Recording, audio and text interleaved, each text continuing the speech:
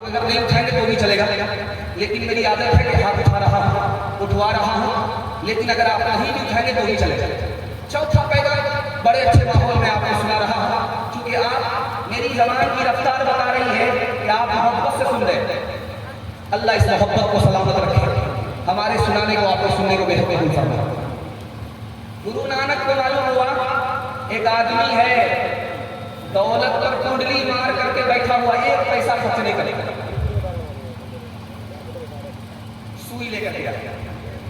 बाबू साहब ये सुई रखो, मरने के बाद मैं तुमसे अमानत ले लूंगा। वो आदमी सर पकड़ करके बैठ गया कि कफन में जेब तो होती नहीं है, और मैं जैसे ही मरूंगा सारे कपड़े उतर जाएंगे, ये सुई को कैसे ले जाऊंगा? तो गुरु नानक ने कहा जब सुई नहीं ले जा सकते हो तो कुंडली मार करके जो दौलत पर बैठे हो इसको कैसे ले जाओगे? अब उसे समझ में आया। एक आदमी था रूस में, उसका नाम था नीचू। वो दुनिया की सारी जमीन को खरीदना चाहता था, दुनिया की सारी जमीन को खरीदना चाहता। और जानते हैं दुनिया की जमीन कितनी है? 13 करोड़ मुरब्बा मील है। पूरी दुनिया की जो जमीन है 13 करोड़ मुरब्बा मील है। वो पूरी दुनिया की जमीन को अपने पैसे से खरीदना चाहता था। एक बार एक गांव में आया, बोला मैं जमीन खरीदना चाहता हूँ। कहा कि टोपी उतारो, सूरज शुरू होता है, पैदल चलना शुरू करो। सूरज डूबने से पहले से निशान पर आ गए, 1000 में इतनी सारी जमीन मिल गई। बड़ा खुश हुआ, टोपी उतार करके सूरज के कुल होते ही दौड़ना शुरू किया। दौड़ता गया, दौड़ता गया, दौड़ता गया, लालच में दौड़ता गया। पीछे मुड़ करके लौटना उसे याद नहीं रहा।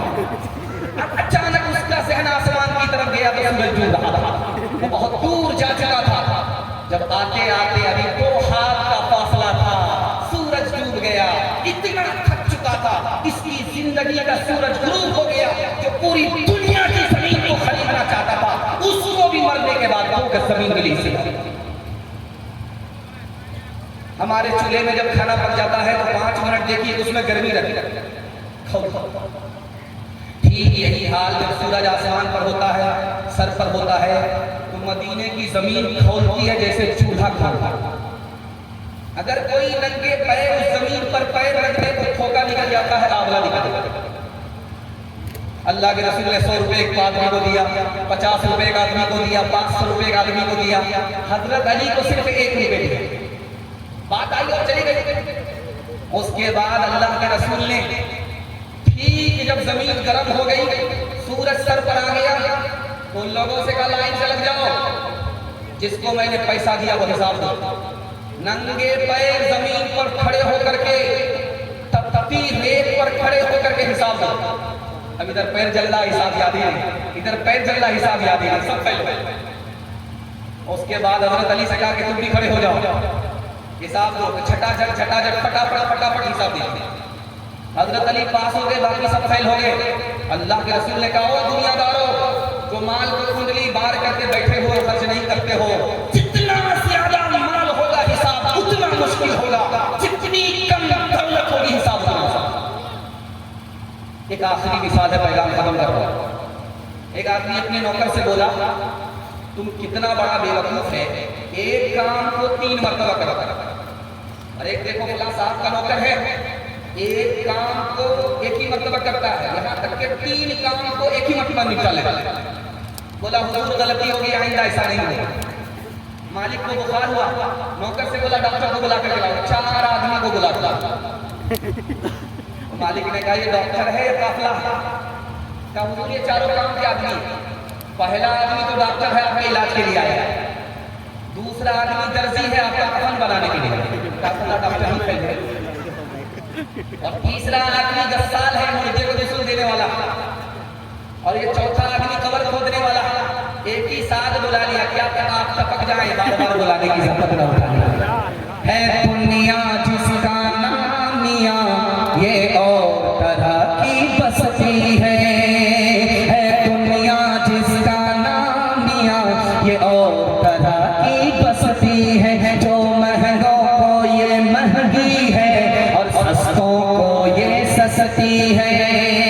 या हर दम झगड़े उठते हैं, हर आन अदालत बसती है। गर मस्त करे तो मस्ती है और करे तो पस्ती है, कुछ देर नहीं अंधेर नहीं, कुछ देर नहीं अंधेर नहीं, इंसाफ और अदल परस्ती है।